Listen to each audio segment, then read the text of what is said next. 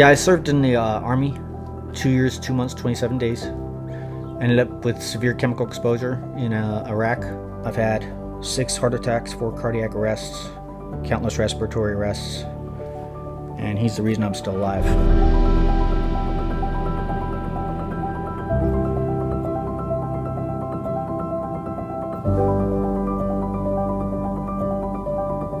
And then this is my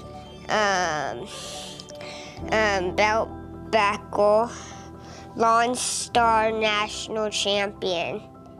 I've been there since October 31st. In November, we did a rescue operation, and I volunteered for it and went out there, and a platoon had been ambushed. And when we got there was 2 people instead of 1, so our intel was bad. They were about a mile north of their sector where they were supposed to go, and we only had 1 medic and 1 litter. So I went up to the lieutenant. I said, "Sir, they're not going to be able to do that. Do you mind if I take over this mission?" And he said, "No, go ahead." So I put 4 men on the litter and then had a 360-degree perimeter around us. And I pretty much coordinated the whole operation, but I also carried him the whole way. I refused to be relieved. And I threw it like 3 times from heat exhaustion, just kept going. And I mean, the adrenaline pretty much pushed me. And when we literally, as soon as I got him to the helicopter, my body just gave out. My back was messed up, and then I had other issues, so I had to have an emergency surgery. It wasn't a choice. And they put me on light duty profile, and I was drawing that picture behind you in the first aid station, and the first sergeant came up to me and said, "Oh, you're an artist, I got something for you to do." And he ordered me to paint murals. And the problem was the paint we used was Iraqi paint, not our own.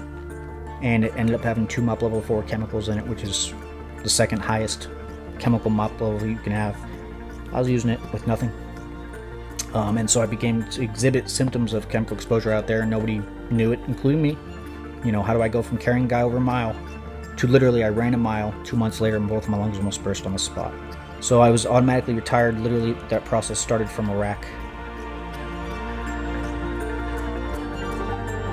I didn't do it for a medal. Honestly, I didn't even know why they were thanking me after the mission. Guys kept thanking me while I was eating, and I just did what I was trained to do.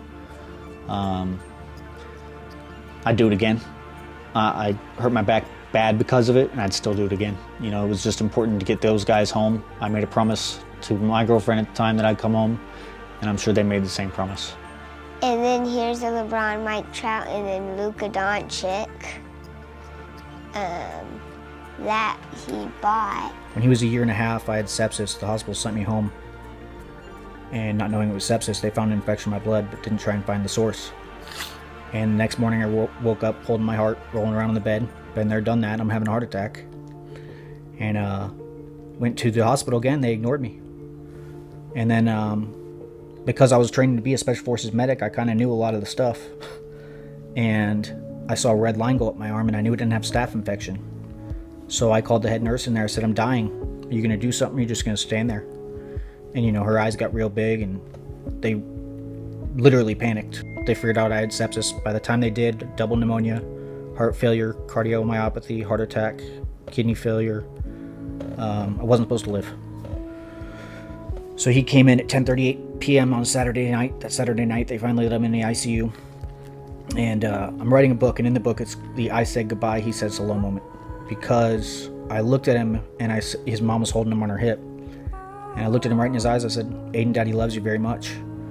And he looked straight back into me and said, "I love you too, Daddy," clear as day. Now, he's a year and a half. He was saying ball, mama, dada. He wasn't saying full sentences. And he said that clear as day. He wasn't able to say it like that for another year.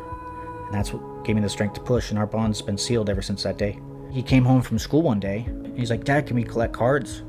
I never collected as a kid. I had one card. It was a Sammy Sosa growing up, and I slept with it. I don't even know what happened to it.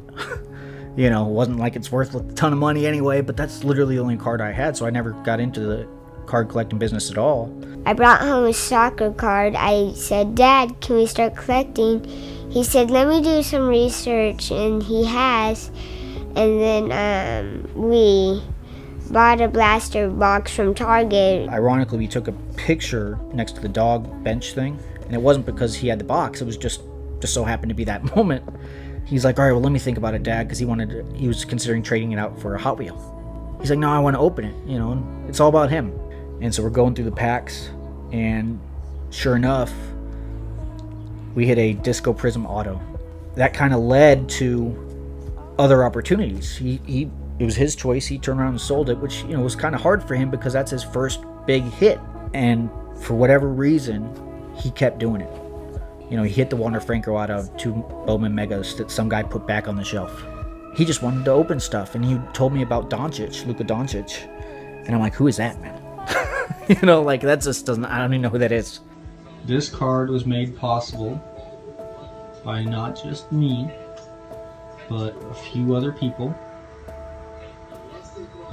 You've worked really hard, and I want to thank you for choosing this hobby. And I love you, and I support you in everything you do.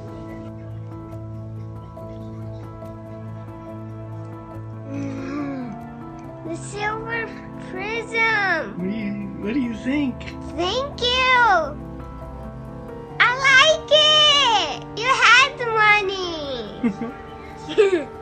I sold those cards I showed you for $4,000 and bought it for you, Bubba. Thank you. I got it. I'm proud of you.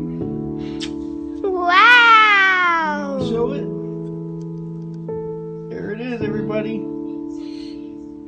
Good job, Aiden. I love you, son. I love you. So this was it. This was my one shot to get him the card he's wanted. I wanted to also get him as a reward for getting us in this hobby. Because if he hadn't chose it, I'll be very realistic here, I wouldn't have been able to pay my bills. This is a gift from me and other people for getting me into the hobby. This is my thank you to you and how much I appreciate it. And he's like, I helped you, Dad? I helped you? Yeah, son, you did. Very much so. If it wasn't for my son choosing this hobby, I would not have been able to get myself out of debt or pay the bills. It was that dire at the time. And I owe it to him for choosing this hobby, and I'm extremely grateful that he did. Everything happens for a reason. The time that he even got into the hobby was pretty much the perfect time to do it. I can't even believe, looking back, how far we've even come in 2 years. I would have never dreamt this was even possible. When your outlook was bleak, and as an accountant you see numbers all the time, and you look at the numbers and they don't add up, and you have no way, you're 100% disabled, you have no way of supplementing that income. And then here comes your own kid, not intending to do it for that reason. And he ends up being the saving grace and choosing something at the right time, the right hobby. And I would never have been where I'm at now if it weren't for him. Not at all. I like collecting cards with my dad because I think it's really fun doing the other stuff with them, and like selling and doing stuff with him, and also getting me stuff that I want. A Luka Doncic yellow 9.5. A Luka Doncic prism rookie. A Zion Williamson red. And Michael Jordan 10. Atlanta foul on it. This first, the Atlanta Hawks select Luka Doncic.